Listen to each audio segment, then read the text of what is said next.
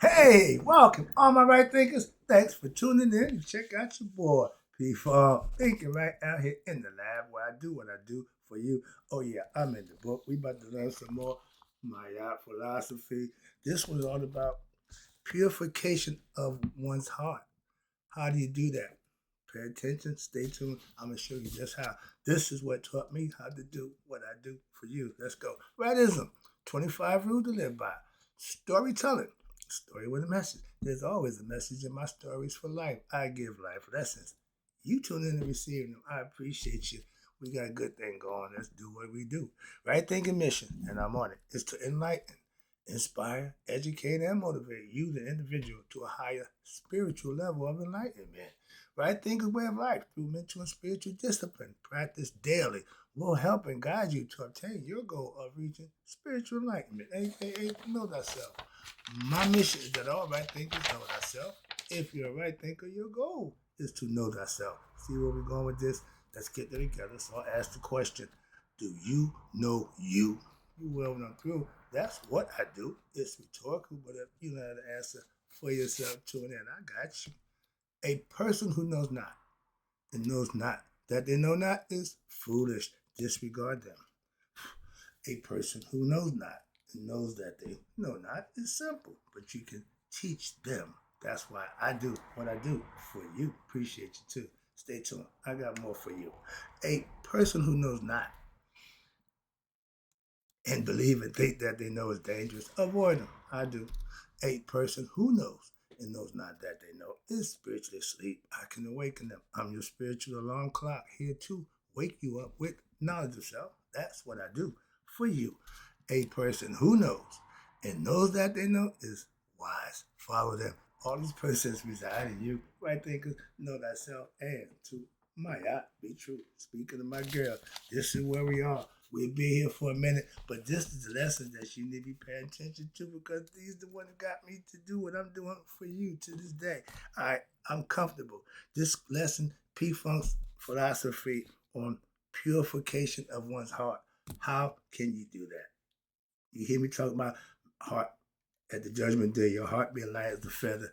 This is the concept behind that. This is the philosophy you practice to make that happen. How about that? Hope it makes sense. Let's go.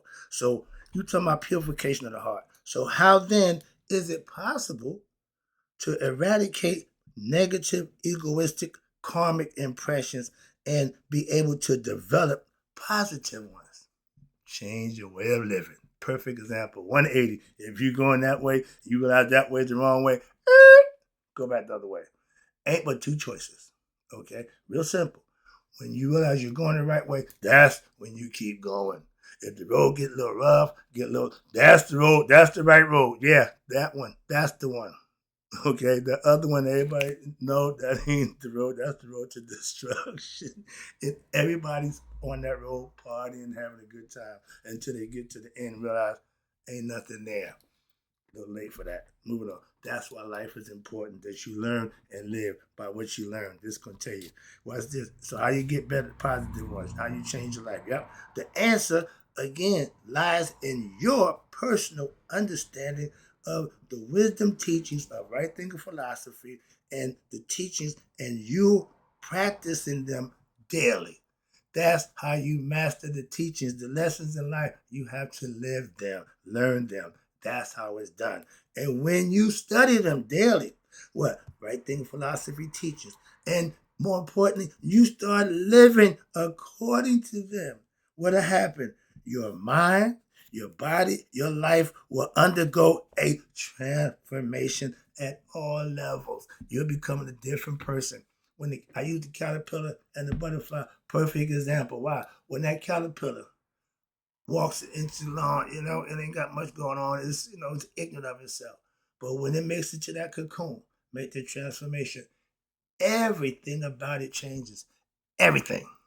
He no longer crawls, he got wings. Okay? So that's the personal transformation, spiritual transformation you have to make that's called lightening one's heart by getting rid of all the unnecessary stuff, which is the negative aspects. Eradicate that from your daily life, and your heart will become light.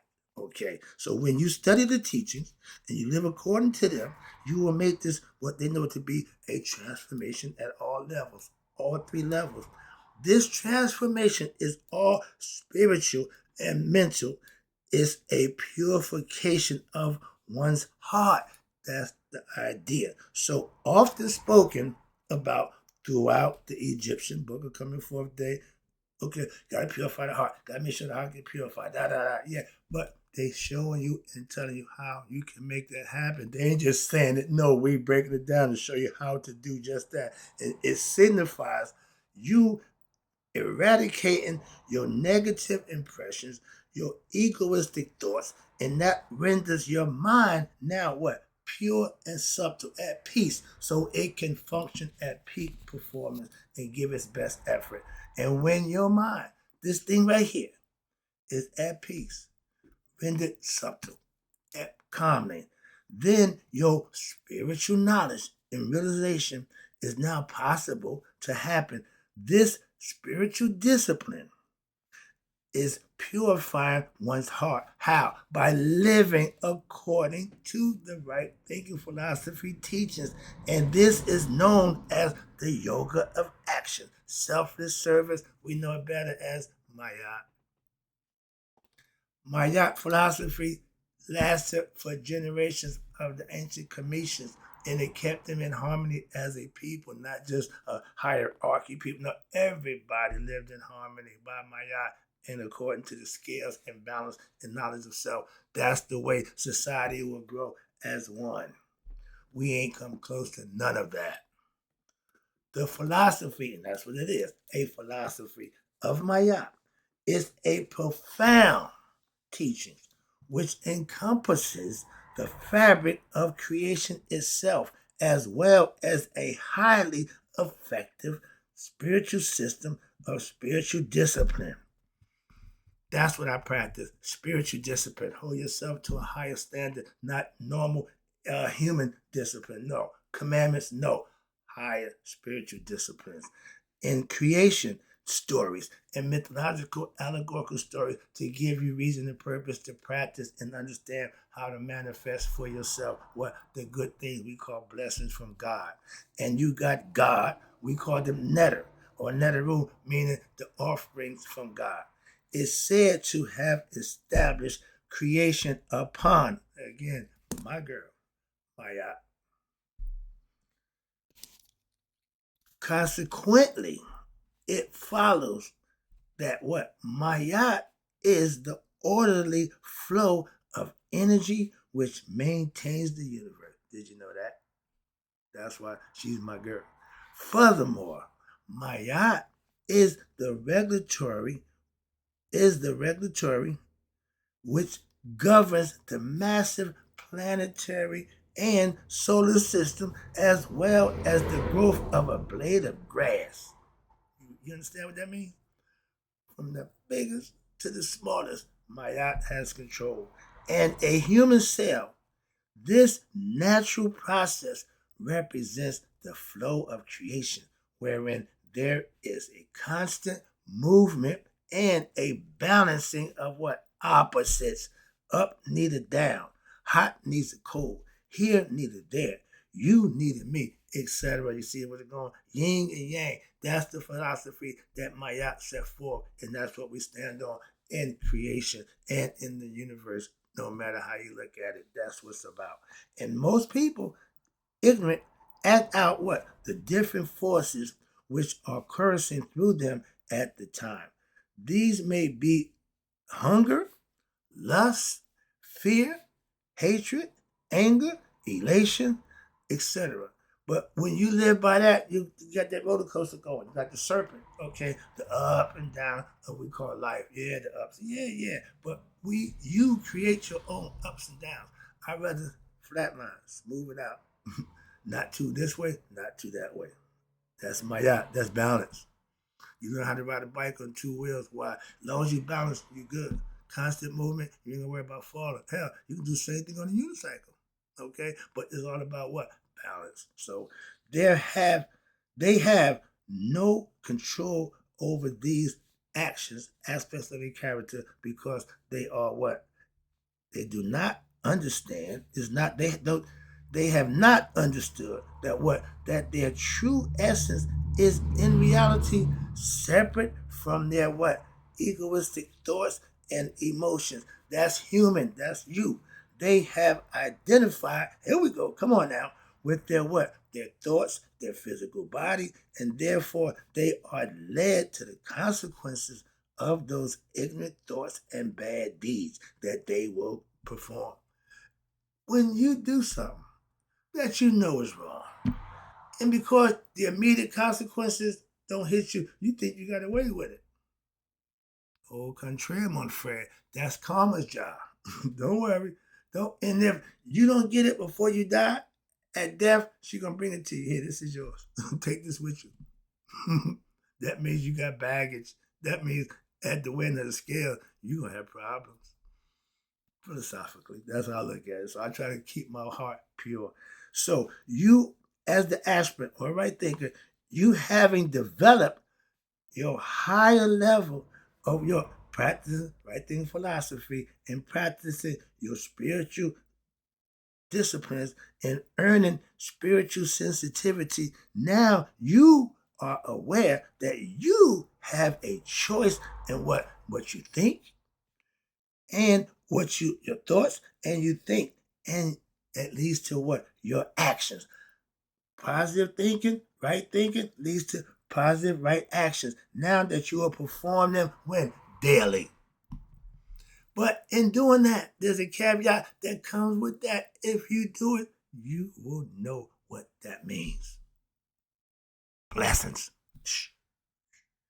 Yeah, you can choose whether to act in ways that are what? In harmony with Maya and earn those blessings, or those that are what? In disharmonious, selfish, egoistic. When you doing you can do Maya, you can do you. When you do you have now studied the words of wisdom and must now look beyond the level of ritual worship. Yeah, that means going to church every week and going through the rhythm, but during the week ain't doing nothing positive and constructive. So, and that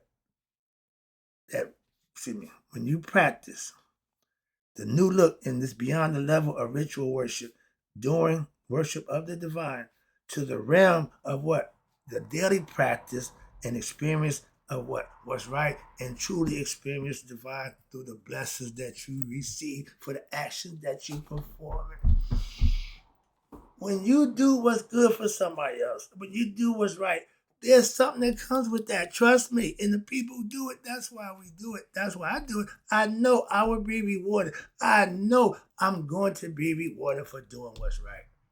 That's why I hold myself accountable to do just that. And because I know if I do wrong, I'm going to be suffering. I'm going to have to be responsible for any action that I do, whether good or bad. So I choose to do what's right and what's good. I like the benefits of getting blessed. And I don't like paying the punishment for my actions that I know was wrong before I done it. So yeah, I got to suffer the consequences.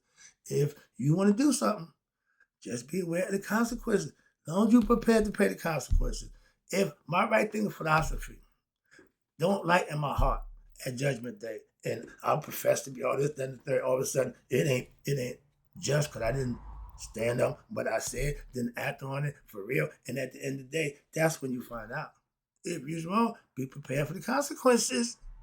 I asked my dude, how'd you stay with Christ so long? I don't know nothing else. If what you got works for you, you don't need nothing else. So I agree 100%. I feel the same way about my philosophy. Moving on. All right. So with ordinary people, okay, in ordinary human life, those who have not achieved the state of what we call enlightenment, learning how and who you are through spiritual discipline, studying, and mostly the masses in society at large perceive nature as a conglomeration of forces secretly which are what? Unpredictable, that's nature, and is in need of control. That white man think nature needs his help. He think God needs his help. He don't realize he don't. However, as spiritual sensitive matures, now you, the aspirant, right thinker, you begin to realize that what once appeared to be chaotic is in reality a divine plan of who? The Supreme Being. We in assimilation. This is the matrix. Yeah, somebody's controlling that. That's the okay. However you look at it, you can break it down any way you want again. But now with the Supreme Being in the process of unfoldment, when this state of consciousness, when you become aware, is attained, we call it spiritual enlightenment. And you, the aspirant, the right thinker, you realize that there is an underlying order in nature. It's got to be somebody who's running this damn thing. Why? We not. Again, so we call it nature, which can only be perceived with your spiritual eyes, aka the third eye, not these two. Christ told y'all see God's majesty, and y'all don't even see it right before you. No, because y'all looking with these eyes, not the spiritual eye. Open that one eye, let it be single, let it be the light inside. That's where God dwells. Wrapping it up again. Third eye is the spiritual eye. That's the one that wink, not the one that stink.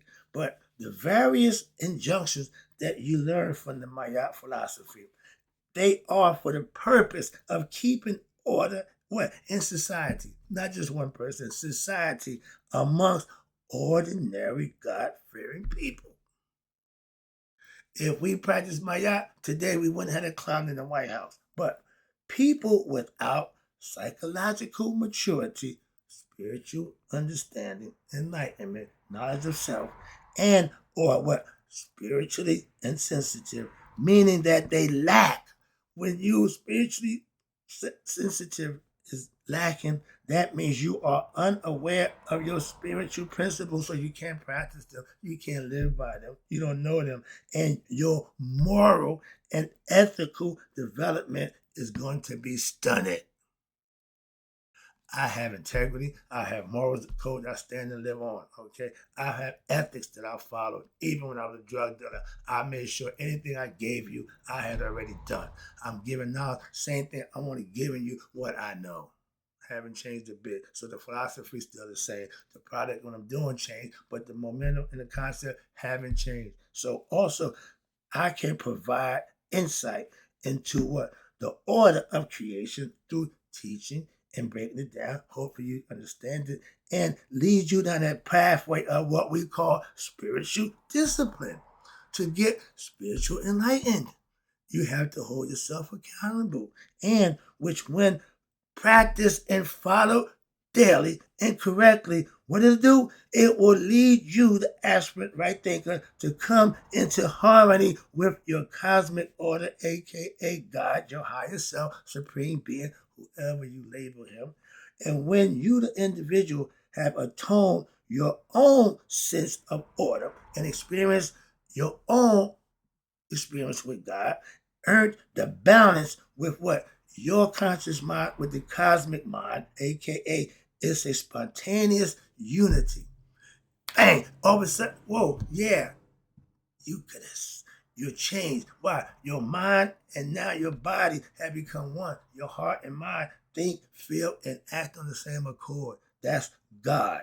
And it occurs between one's individual and cosmic and principles that they live by called Maya.